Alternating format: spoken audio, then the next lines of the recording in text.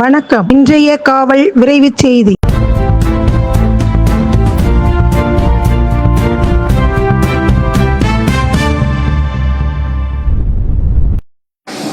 அனைவருக்கும் வணக்கம். தமிழ்நாடு இணையவழி குற்றப்பிரிவு தொடர்ந்து சைபர் கிரைம் பற்றி விழிப்புணர்வை ஏற்படுத்தி வருகிறது.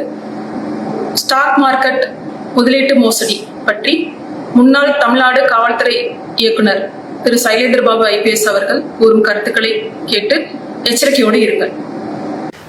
ஒரு பெரிய இன்வெஸ்ட்மெண்ட் மோசடி ஒன்று வந்துட்டு இருக்குது.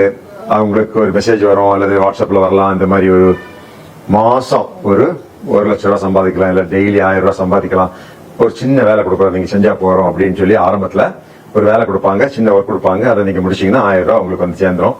இனி உங்களுக்கு அடுத்த அப்கிரேட் பண்ணலாங்க, டெய்லி 10,000 ரூபாய் கூட சம்பாதிக்கலாம், நீங்க நாங்க கொடுக்கறதுக்கு ஒரு லைக் கொடுத்தா போதும் அப்படின்னு சொல்லி அடுத்தது அப்கிரேட் பண்ணணும் அப்படின்னு கொண்டு வருவாங்க. அடுத்தபடியாக நீங்க இந்த அமௌண்ட் வந்து உங்க பணத்தை இன்வெஸ்ட் பண்ணீங்கன்னா பெரிய அளவுல அது மல்டிபிள் ஆகும் அப்படின்னு சொல்லி உங்களை ஒரு இன்வெஸ்ட்மெண்ட் குரூப்ல கொண்டு போய் 10,000 ரூபாய் நீங்க இன்வெஸ்ட் பண்ணீங்கன்னா அது 3 நாள்ல 1,00,000 ரூபாய் ஆகும் அப்படின்னு உங்களை சொல்ல வச்சு உங்களுக்கு ஒரு டேஷ்போர்டு கொடுத்து அதுல வந்து அட்வைசர் இன்ட்ரோடியூஸ் பண்ணி வைப்பாங்க. அவர் உங்களை டெலிகிராம்ல வர சொல்லுவாரு. அந்த டெலிகிராம்ல நிறைய பேர் 1,00,000 போட்டது 10,00,000 ஆயிருக்கு, 10,00,000 போட்டது 1 கோடி ரூபாய் ஆகுது. நீங்க கடன் வாங்கி ஒரு 10,00,000 ரூபாய் போட்டீங்கன்னா அது ஒரு 10-15 நாளையில அந்த 10,00,000 1 கோடி ரூபாய் வந்துடும். அப்ப இதே மாதிரி நீங்க கடன் வாங்கி நிறைய பணத்தை போட்டு உங்களுடைய ஒட்டுமொத்த வருமானம் கிட்டத்தட்ட 2-3 கோடி ரூபாய் வந்துட்டே இருக்கும். அந்த அளவுக்கு நீங்க இன்வெஸ்ட் பண்ணிருப்பீங்க. நிறைய பேர் சந்தோஷப்பட்டுட்டு நம்ம போட்ட பணம் எல்லாம் பெரிய அளவுல பல மடங்கு பெருகுது அப்படின்னு சொல்லி வீட்டுல கடன் வாங்கி இல்ல சொத்தை வித்து நண்பர்களை கடன் வாங்கி போடுறீங்க. இப்போ இந்த அப்கிரேட் பண்ணலாம் இந்த ஸ்கீம் வந்து அதுக்கு ஒரு 10,00,000 ரூபாய் நீங்க எக்ஸ்ட்ரா கட்டணும் அப்படின்னு இன்னொரு முறை 10,00,000 கட்ட வைக்கிறாங்க.